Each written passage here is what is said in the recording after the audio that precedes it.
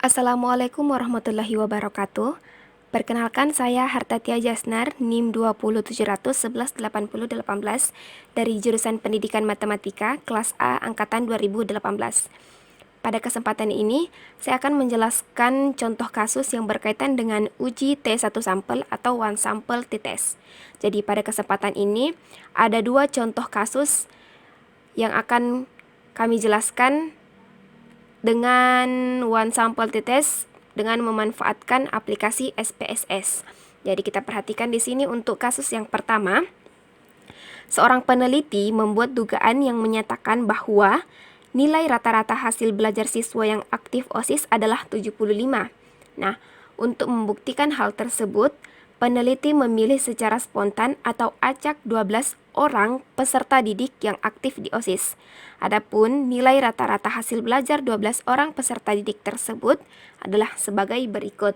Nah, ini adalah data dari 12 sampel yang diambil oleh peneliti. Dengan catatan bahwa data ini merupakan nilai rata-rata rapor peserta didik pada ujian tengah semester atau UTS pada semester 1. Jadi untuk menguji data tersebut ke aplikasi SPSS, jadi untuk memudahkan kita salin data tersebut ke Excel. Oke, di sini saya sudah menyalin data ke Excel.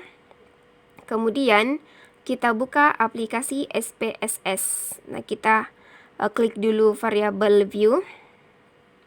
Di sini kita beri nama nilai. Kemudian pada bagian label kita beri hasil belajar.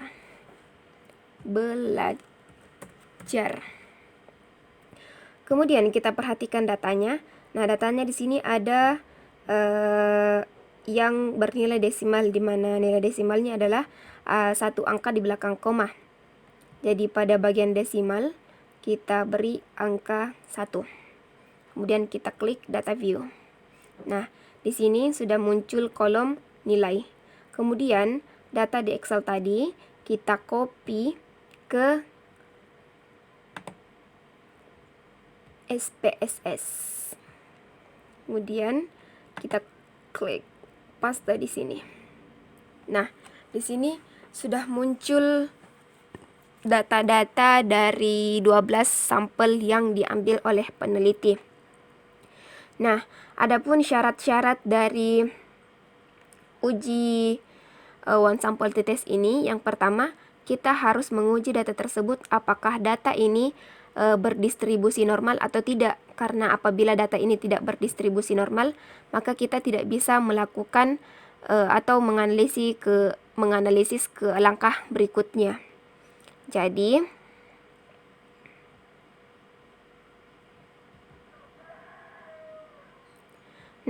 di sini ada dasar keputusan uji normalitas.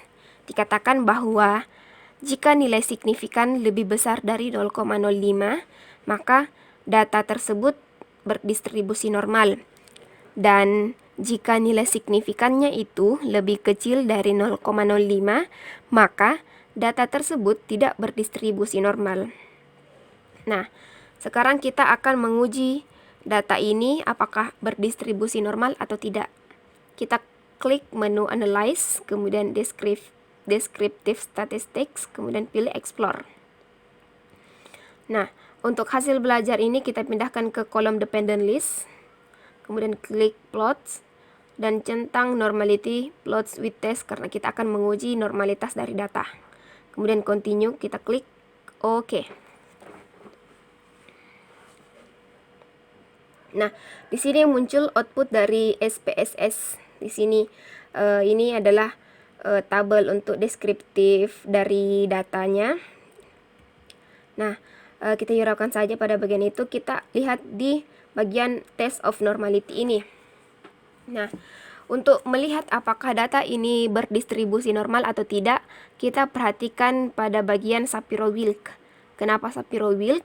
Karena data sampel tadi kan jumlahnya ada 12. Nah, sedangkan untuk Shapiro-Wilk itu merupakan kita gunakan untuk data yang jumlah datanya itu di bawah dari 50. Sedangkan untuk Kolmogorov Smirnov itu untuk data yang jumlahnya lebih besar dari 50. Jadi kita perhatikan nilai signifikan pada bagian Shapiro-Wilk, nilainya adalah 0,368, di mana 0,368 ini dia nilainya lebih besar dari 0,05. Nah, kita lihat jika nilai signifikannya itu lebih besar dari 0,05, maka data tersebut berdistribusi normal. Maka data ini kita bisa tindak lanjuti ke pengujian berikutnya.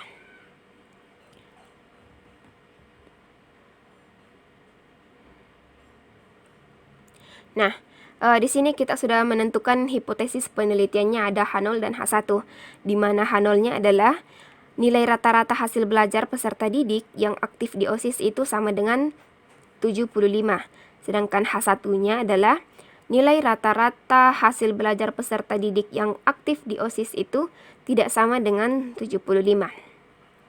Di sini juga ada dasar pengambilan keputusan uji one sample t-test. Nah, di sini ada 3 cara. Yang pertama, dengan membandingkan nilai signifikansi dengan 0,05. Kemudian yang kedua, membandingkan nilai t-hitung dengan t-tabel. Yang ketiga, melihat perbandingan nilai t-hitung dengan t-tabel dengan kurva. Nah, tetapi pada kesempatan ini saya hanya akan menjelaskan pada poin yang 1 dan 2 saja. Oke, kita kembali ke SPSS. Yang pertama, untuk membandingkan nilai signifikansinya dengan 0,05. Selanjutnya kita akan menguji data tersebut dengan uji one sample t-test. Caranya yaitu kita klik menu Analyze, kemudian pada Compare Means kita pilih one sample t-test. Nah, kemudian hasil belajar ini kita pindahkan ke kolom test variable. Kemudian pada test value, nah kita masukkan di sini 75. Karena kenapa 75? Di awal tadi bahwa peneliti ini menduga bahwa rata-rata nilai peserta didik yang aktif di OSIS itu adalah 75. Makanya kita input di test value itu adalah 75. Kemudian kita klik OK. Nah, di sini muncul output dari SPSS. Dan saya sudah menyiapkan deskripsinya. Nah, untuk yang pertama, bahwa dasar keputusan berdasarkan nilai signifikan. Yang pertama, jika nilai signifikan t-tailored lebih kecil dari 0,05, maka H0-nya ditolak. Dan jika nilai signifikan t-tailored lebih besar dari 0,05, maka H0-nya diterima. Nah, berdasarkan output dari SPSS ini, kita lihat bahwa ini one sample statistiknya. Kita lihat di one sample testnya. Karena nilai ini diperoleh nilai signifikansinya, nilai signifikan t-tailorednya kita peroleh 0,11. Nah, karena nilai signifikan t-tailored sebesar 0,11, di mana 0,11 ini nilainya lebih kecil dari 0,05, maka sesuai dengan dasar pengambilan keputusan di atas, maka H0-nya ditolak. Nah, dengan demikian dapat diartikan bahwa nilai rata-rata hasil belajar peserta didik yang aktif di OSIS itu tidak sama dengan 75. Seperti itu. Kemudian, untuk dasar pengambilan keputusan yang kedua yaitu perbandingan nilai t-hitung dengan t-tabel. Nah, di sini jika nilai t-hitungnya itu lebih besar dari t-tabel, maka H0-nya ditolak. Dan jika nilai t-hitungnya itu lebih kecil dari t-tabel, maka H0-nya diterima. Nah, di sini ada rumus untuk mencari T-tabelnya. T-tabel sama dengan 0,05 bagi 2, kemudian DF-nya atau standar deviasinya. Nah, 0, dan kita peroleh di bagian T-tabel itu untuk 0,05,11 itu dia hasilnya 2,201. Kenapa 2,01? Silahkan teman-teman lihat di T-tabelnya. Kemudian kita lihat pada distribusi nilai T-tabel statistik. Maka ketemu nilai T-tabel sebesar 2,201. Nah, hasilnya karena nilai T hitungnya sebesar nilai T hitung yang ini pada output SPSS sebesar 3,029, di mana 3,029 ini nilainya lebih besar dari 2,021, di mana 2,021 ini merupakan nilai dari T-tabel, maka H0-nya ditolak, sehingga kita dapat simpulkan bahwa nilai rata-rata hasil belajar peserta didik yang aktif di OSIS itu tidak sama dengan 75. Ini sama dengan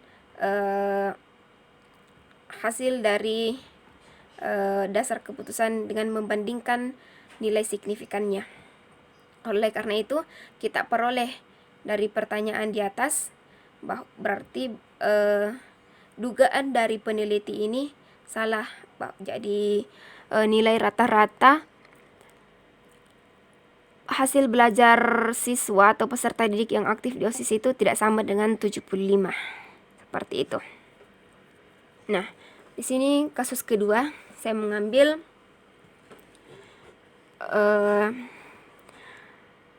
di sini ada kasusnya sebuah iklan merek baru dari sebuah smartphone, kita anggap saja X, tersemat pada surat kabar yang mengatakan bahwa usia baterai produk mereka mampu bertahan selama 10 jam. Nah, berdasarkan informasi tersebut, sekelompok mahasiswa ingin membuktikan apakah iklan tersebut benar. Maka, kemudian mereka mendata mahasiswa yang menggunakan smartphone X, lalu mengambil sampel sebanyak 20 smartphone. Sampel tersebut kemudian diisi daya sampai mencapai 100%. Kemudian dihitung durasi atau usia sampai smartphone tersebut mati daya. Nah, berdasarkan pencatatan tersebut diperoleh hasil sebagai berikut. Nah, sama dengan kasus yang pertama.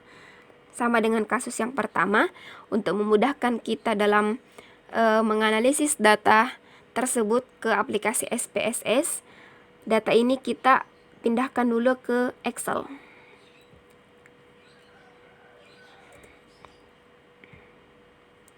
Nah, di sini saya sudah menyalin data dari Word tadi ke Excel. Kemudian kita buka aplikasi SPSS. Kita beri usia dan pada label pemakaian, waktu pemakaian,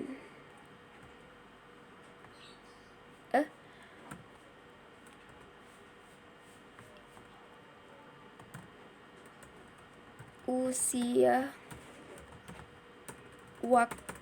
kita kasih waktu pemakaian.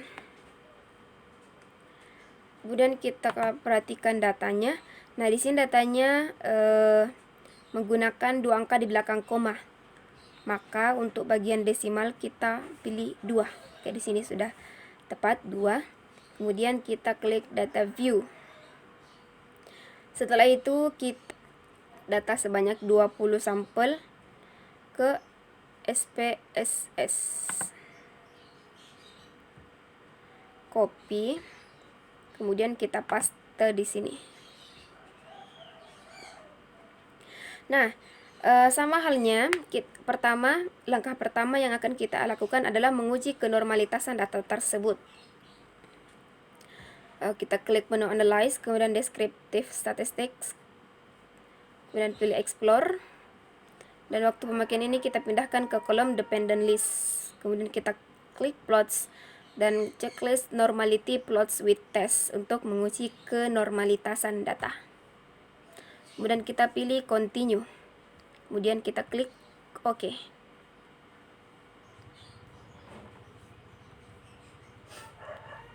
Oke, kita perhatikan pada kolom test of normality. Karena sampelnya itu hanya ada 20, maka yang kita perhatikan adalah pada kolom Shapiro-Wilk. Karena untuk kolom Kolmogorov-Smirnov itu untuk data yang jumlahnya lebih besar dari 50. Jadi kita perhatikan di sini nilai signifikannya. Nilai signifikannya adalah 0,579, di mana nilai 0,579 ini dia lebih besar dari 0,05. Maka sesuai dengan aturan uji kenormalitasan data, nilai signifikan lebih besar dari 0,05, maka data tersebut berdistribusi normal. Selanjutnya kita akan menguji one sample t-testnya. Kita klik menu analyze, kemudian compare means, dan kita pilih one sample t-test. Waktu pemakaian kita pindahkan ke kolom test variable. Kemudian untuk test value, di sini kita masukkan 10. Kenapa 10? Karena di soal tadi dikatakan bahwa rata-rata produk smartphone itu mampu bertahan selama 10 jam. Jadi makanya kita masukkan di test value itu adalah 10. Kemudian kita klik OK. Nah, ini ada hipotesis penelitiannya. H0-nya adalah rata-rata usia baterai smartphone sama dengan 10 jam. Dan H1-nya itu rata-rata usia baterai smartphone tidak sama dengan 10 jam. Nah, dasar pengambilan keputusannya tadi sama, ada 3. Dengan membandingkan nilai signifikannya dengan 0,05, membandingkan nilai t-hitung dengan t-tabel, dan melihat perbandingan nilai t-hitung dengan t-tabel dengan kurva. Lagi-lagi saya hanya menjelaskan dari 2 dasar pengambilan keputusan ini saja, yang pertama dan yang kedua. Kemudian untuk yang pertama, dasar keputusan berdasarkan nilai signifikannya. Oke, ini adalah ketentuannya. Jika nilai signifikan totalnya lebih kecil dari 0,05, maka H0-nya ditolak. Kemudian kalau nilai signifikannya itu lebih besar dari 0,05, maka H0-nya diterima. Nah,